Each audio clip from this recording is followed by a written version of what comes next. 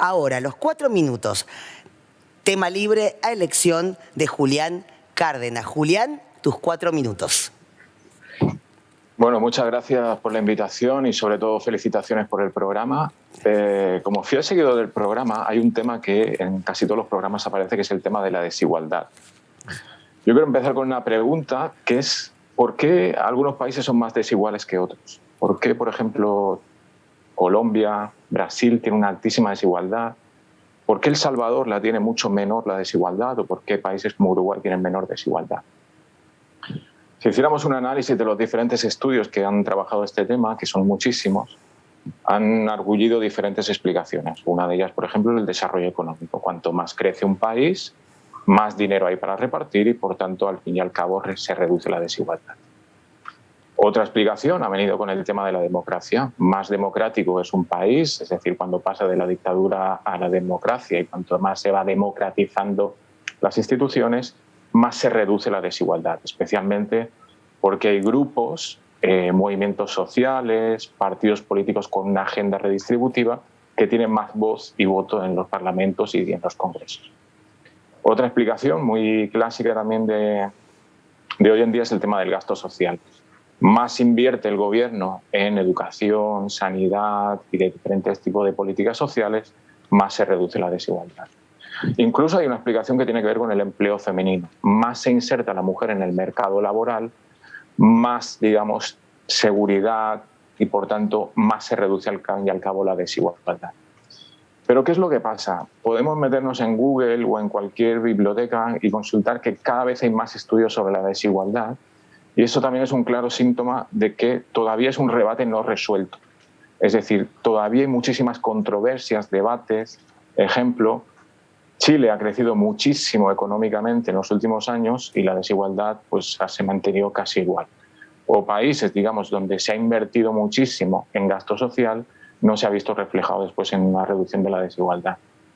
Yo quiero traer otro tema hoy. No quiero negar esas explicaciones, ni mucho menos, pero quiero preguntarme, bueno, ¿qué tiene que ver la organización de las élites empresariales en la desigualdad?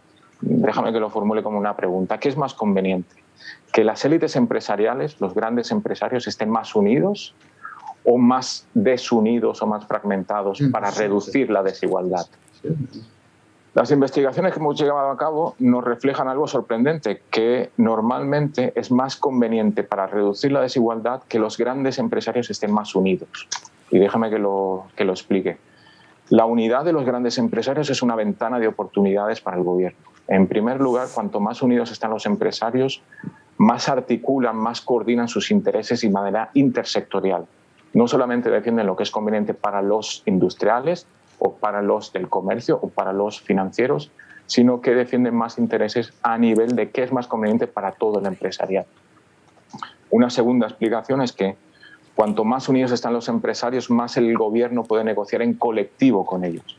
Y por tanto las demandas que ellos tendrán podrán ser satisfechas o también negociadas con el Estado, pero en bloque. No pedirán cosas particulares para una empresa o para un solo sector, sino los pedirán más para el beneficio, no necesariamente del colectivo de la sociedad, pero sí del colectivo del empresariado.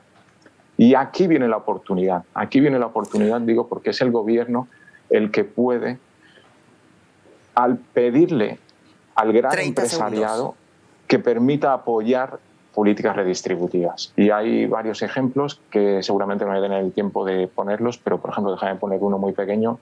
Felipe Calderón, en México, logró subir los impuestos a las grandes empresas y lo hizo negociando con ellos. No lo hizo en contra de ellos. Y pudo negociar con ellos gracias a que estaban unidos, no a que estaban desunidos.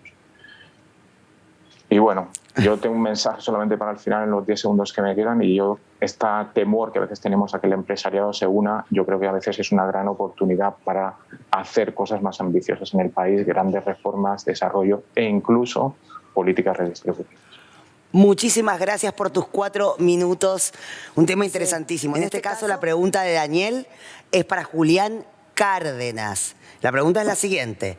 Antes de la pandemia estaba emergiendo a nivel global un crecimiento sentimiento antiélite y antiglobalización. La pandemia parece haberlo agravado. ¿Cómo cree que evolucionará este fenómeno? ¿Tienen las élites de la comprensión y herramientas para manejarlos? Tus 2 minutos, Julián. Bueno, muchas gracias, Daniel. Mira, no tengo ninguna duda de que es presente e irá creciendo cada vez más un sentimiento antiélite en la población en general. No solamente por la pandemia. En Europa, la crisis financiera del 2008 generó un sentimiento muy alto de crítica enorme hacia la élite, así como un concepto abstracto. Eso llevó a la emergencia de partidos populistas, tanto en la izquierda, y yo creo que el nuevo fenómeno es que crece este sentimiento antiélite, pero es capitalizado por partidos o movimientos de derecha. Ejemplo, muchísimos candidatos con un discurso evangélico contra la élite y muy asociado, digamos, a lo religioso. Otros partidos de derecha con un discurso muy antiélite globalista, digamos, muy contra las grandes corporaciones, instituciones políticas y con un discurso mucho más incluso neoliberal.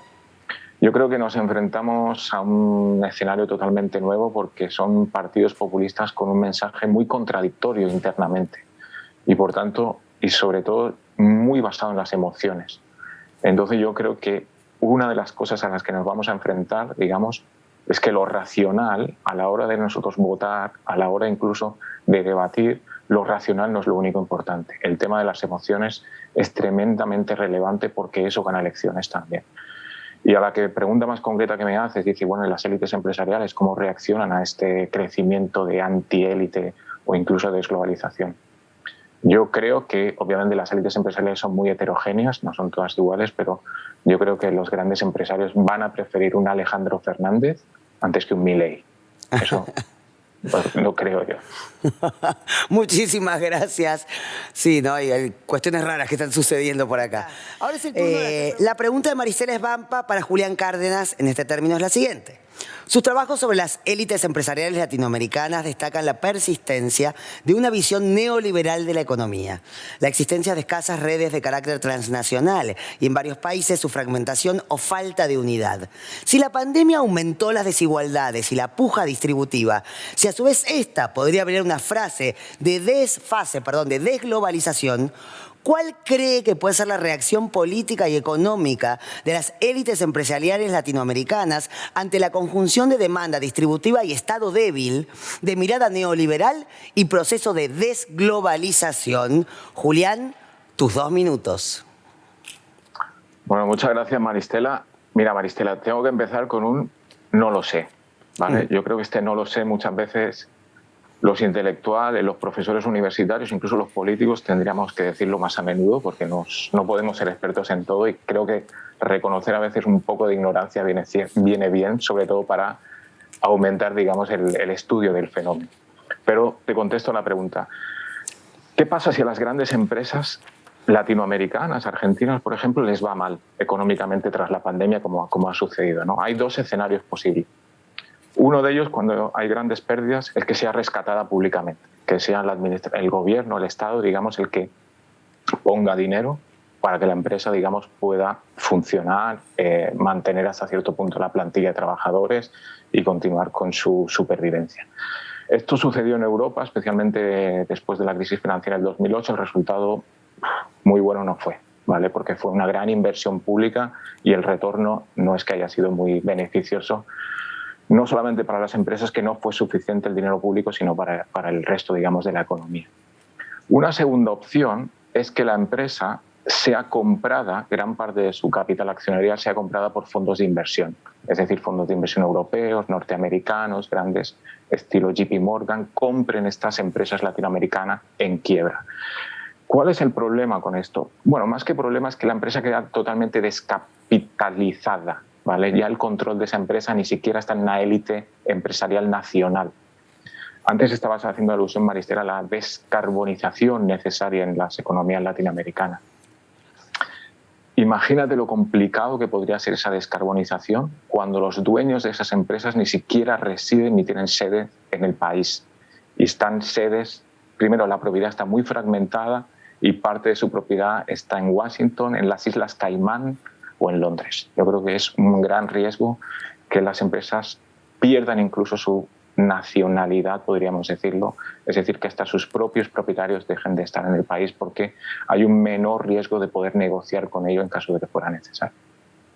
Muchísimas gracias por la precisión. Muchísimas gracias, Daniel, José, Julián, Maristela, por este hermoso momento de reflexión. Yo digo que Corea del Centro de Intelectuales por el Mundo es un programa que hay que ver en familia y sobre todo con nuestros hijos, adolescentes, que les espera un mundo que hay que ir pensando, cómo se resuelven algunos problemas. Así concluye entonces brillantemente esta edición de Corea del Centro de Intelectuales por el Mundo. Los espero primero en nuestras redes sociales, perfil.com, Corea del Centro Net, para ver si quieren repetir algún programa o recomendárselo a alguien. Y sobre todo, los esperamos el próximo domingo, 5 de noviembre, 23 horas. Por mi parte, muchas gracias. Hasta el próximo domingo.